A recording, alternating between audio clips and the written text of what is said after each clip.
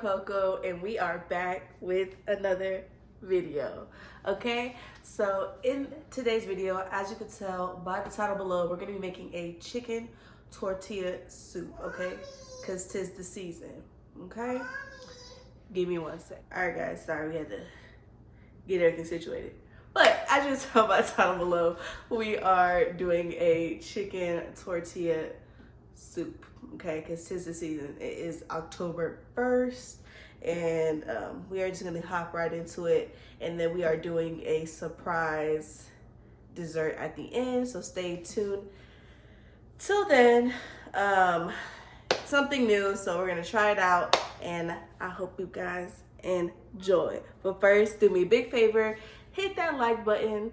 Don't forget to subscribe if you haven't already, and don't forget to hit that post notification bell to know every time I am posting, and for sure, mingle in the comments. Let's go.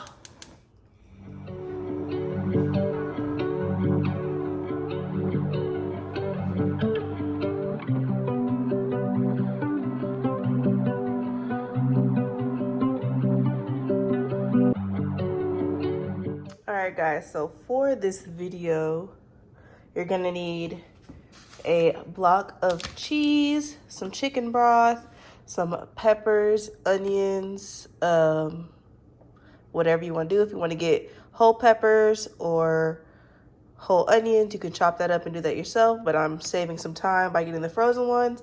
You're gonna need some cream cheese, about 1/3 cup of that, some garlic.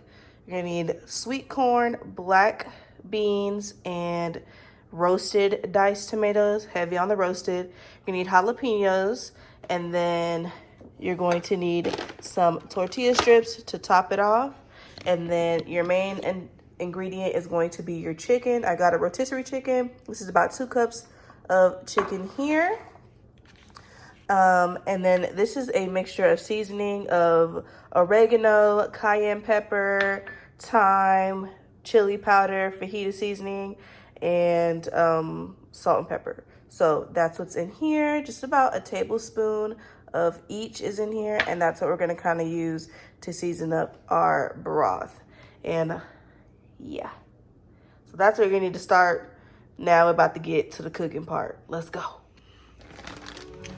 So after you shredded up your chicken, go ahead and add your blend to your Dutch oven or your pan, wherever you're using this for. If y'all want to know, this is a 7-quart Dutch oven. The recipe only called for a 4-quart, so if you have one a little bit smaller than that, go ahead and use that one.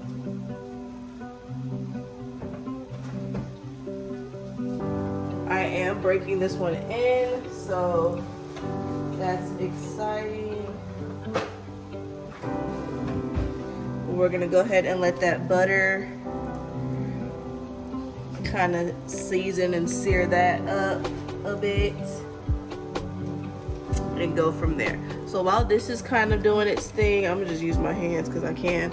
While that's kind of doing its thing, we're gonna go over here and shred some cheese. We're gonna go ahead and use this good old cheese grater. If you don't have this, you can go ahead and use a hand one. I actually might go ahead and use the hand one because I don't have such a big block of cheese. It's just a standard size 8 ounce of Colby Jack cheese. You can use Mexican Colby, whatever kind of pepper jack, whatever kind of cheese you want. This is the cheese I'm using. That's what I have. So I'm gonna go ahead and do that. Child, how was y'all's day going? How are y'all feeling? Spooky season kind of just, or fall season, whatever you want to call it. You a fall or a spooky girl? I'm a little bit in the middle. I like both the vibes, but I love me a good horror film, okay? So I like to say spooky season. But we're gonna go ahead and shred this up. Yeah, I for sure love a good horror film. I actually went to go watch The Nun 2 for my birthday. We actually watched that in my birthday vlog. If you had to go see that video. I'll kind of put it over here in the on the top corner. You'll see that, but I'm excited. This month we have a lot going on. I have a fall bucket list that I'm wanting to do. It's a little bit different than the one that I did last year. I'll go ahead and link that one up as well. But yeah, I have a lot of things I want to do because my son's a little bit older, so he'll maybe have a little bit more of appreciation of what's going on. And I also haven't been to a lot of the things that we have here in Texas, so I'm excited to do that. And I'm just gonna go ahead and shred this whole thing up. It'll be easier that way instead of just having a block of cheese going. But yeah, we have a lot of fall bucket list going on. We have both my son and my man's birthday this month. This is a lot going on. Busy month. So it kind of creeped up on me. I was trying to relax because my birthday was just last week. So we're back pushing it and getting things going. But I'm super excited. But yeah, I'm gonna finish shredding this up and I'll get back with you guys.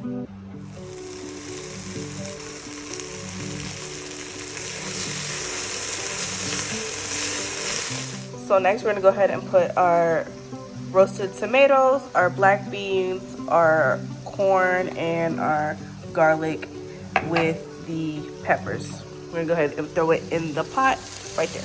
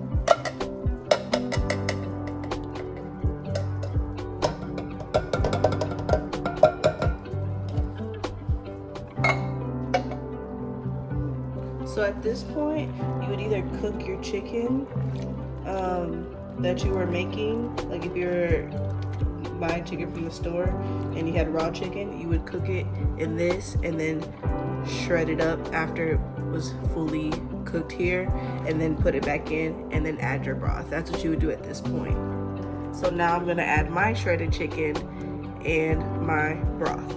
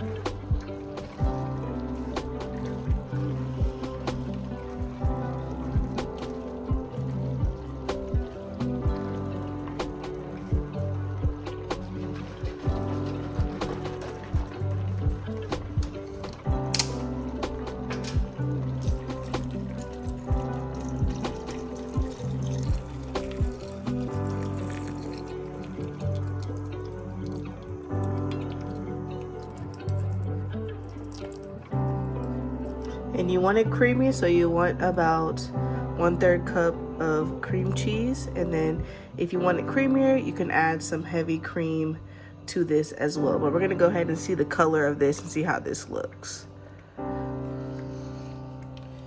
once it's melted in, we'll see how that looks, and then if we need to add heavy cream, we will.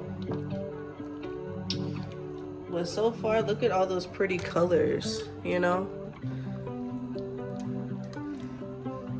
And now we're gonna add the jalapeno. You see how the color kind of changed to more of a creamy texture? That's what you want. Now, if you want it, we still have some pieces. Sorry. We still have some pieces here that needs to be melted in, as you can see. But so far, it's looking really nice. And I did want to point out, if you did, it does taste a lot different if you use fresh jalapenos, but this is what you have on hand, and that's what cooking is all about, is using things that you have on hand and being creative in the kitchen. So this is what we have. I'm gonna clean up my area and let this kind of simmer a little bit, and then I'm gonna add some of that cheese that we shredded up earlier.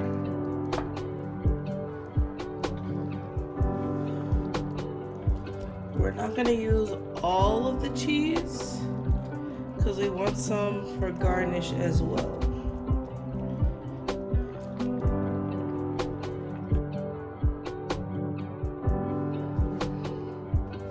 You guys, and that is how you do it, okay?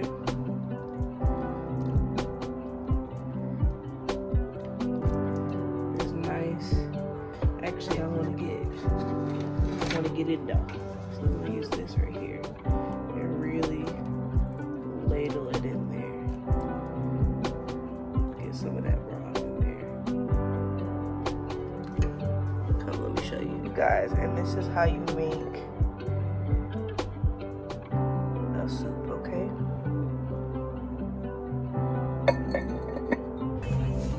Alright guys, so now that we're finished with the chicken tortilla soup, is what you're gonna need, okay? You're gonna need some pancake mix, some milk, cinnamon, nutmeg, vanilla, and apple pie seasoning. So I went ahead and put a cup of the pancake mix in, a tablespoon of the apple pie spice, and some cinnamon, and we're just gonna mix the dry ingredients first before putting 2/3. Well, really, did I measure? No. I just went ahead and put the milk in as needed, like for the consistency, and went about my business. But y'all, when I tell y'all that chicken tortilla soup was done, it was devoured. Like, it was, luckily we had like a few leftovers, but like if it was up to the man in the house, they was gonna eat that up, okay? Done. But anyways, I went ahead and peeled my apples as well. But this is the consistency that you kind of want for your batter. You're also gonna need a Ziploc bag. You're gonna put it in there and then cut a hole at the end. But just, you gonna see this funnel cake was hit. I didn't tell anybody in the house that I was making it because I didn't want to not execute it, but I know I could do anything that I want to do, period. So I just went ahead and started cutting up the apples, and I took the cores out and then just made little diced apples is what I did.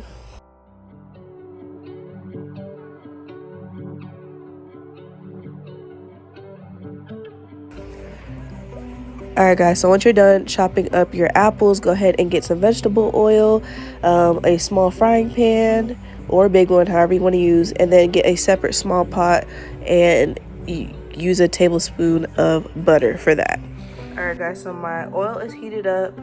I have my apple filling there, and I just put the cinnamon, vanilla, brown sugar, half a cup of sugar, lime juice, and nutmeg, and I'm just letting that simmer until it gets nice and slimy. And now I'm about to transfer the pancake mix into to a Ziploc bag, so just stay with me.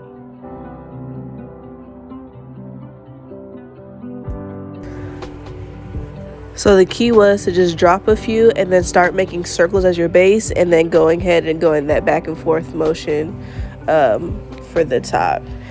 And y'all, it goes by really quick, so do not walk away. Do not walk away. You have to flip it for 30 seconds right after that. And so while I'm doing that, I'm gonna go ahead and mix up my mixture I have here. It's my apple pie mixture. If you don't want to do this, just get you some apple pie filling in a can if you want to do that. I had some in the pantry, but I have a lot of apples because we're going to be using a lot of apples this week in my videos. So I just wanted to show you guys a way to make that apple pie filling. You can also prep this and put it in your freezer if you want to make a big batch of this and use it for something else later on in the season. So now we're gonna go ahead and do our garnish. So we're gonna take some powdered sugar through a little strainer, and we're gonna tap it through, and then we're gonna also put some apple pie seasoning on top of that, top it with some vanilla ice cream, and then go ahead and put our apple pie filling on top of that, y'all. When I tell you this was so good, they was licking the plate. I was not expecting, I knew I could do it, but I was just not expecting it to just be amazingly good.